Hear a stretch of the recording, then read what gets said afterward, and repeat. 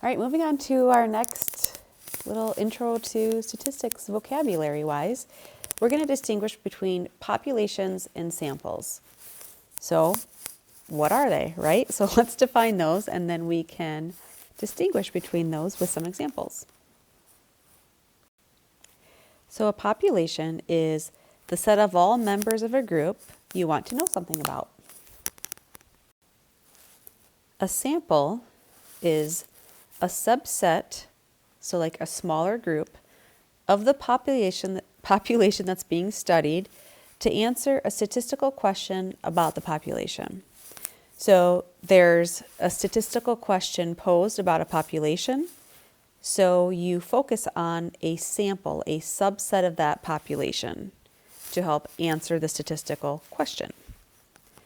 All right, so let's take a look at a couple examples. A few examples. Part A, a school newspaper randomly selects 30 students from each grade level to participate in a survey to determine the opinions of students at the school. What is the relationship between the sophomores surveyed, all the students surveyed, and all the students at the school?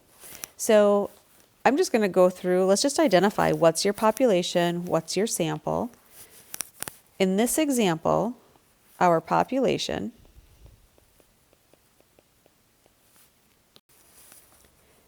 this is going to be who do we want to know something about? And we're told that we are trying to determine the opinions of students at the school. So opinion on something, whatever it is. So the population is just going to be all the students at the school, the group of all students at the school. Our sample is going to be a subset of that.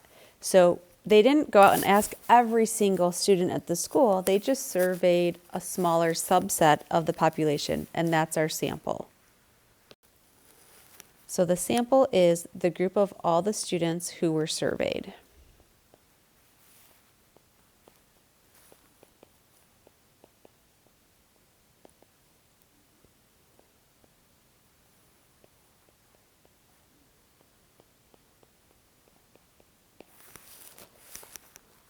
So that group we're hoping is pretty representative of the entire population.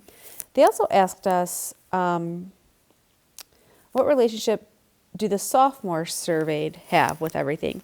So they surveyed students from all 4 grades.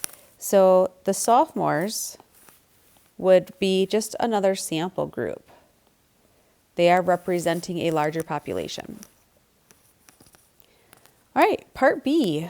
A polling organization randomly chose eligible voters in the state of Illinois to ask who they would vote for in an upcoming election for governor to determine who will win the election. What are the sample and population of this scenario? So I usually start with identifying the population. Who is it we're trying to learn something about? So the entire population in this example are going to be all the voters in Illinois who are eligible to vote.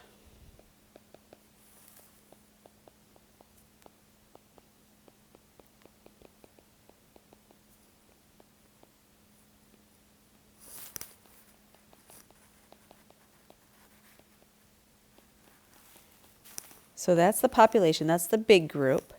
And so the sample is who did they actually ask, right? So the polling organization randomly chose eligible voters and asked them their voting plans. So our sample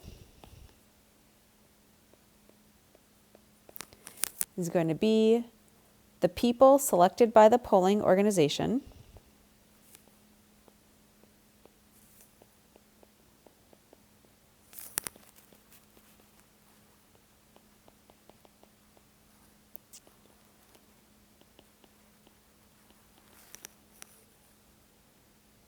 who were asked about their voting plans.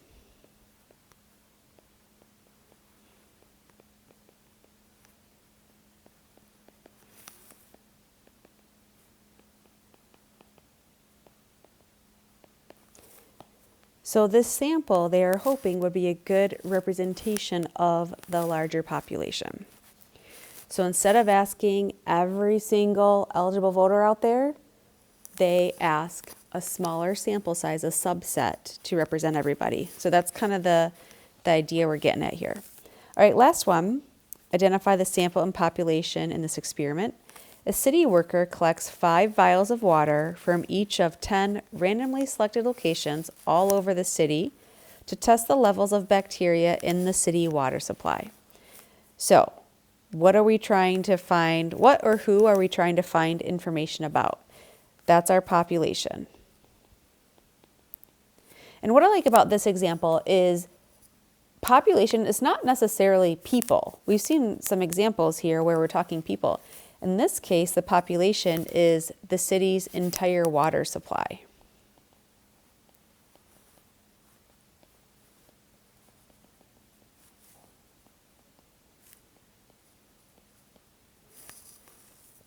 And then the sample, well, they didn't go out and test the entire water supply. So the sample is going to be the vials of water that they did collect.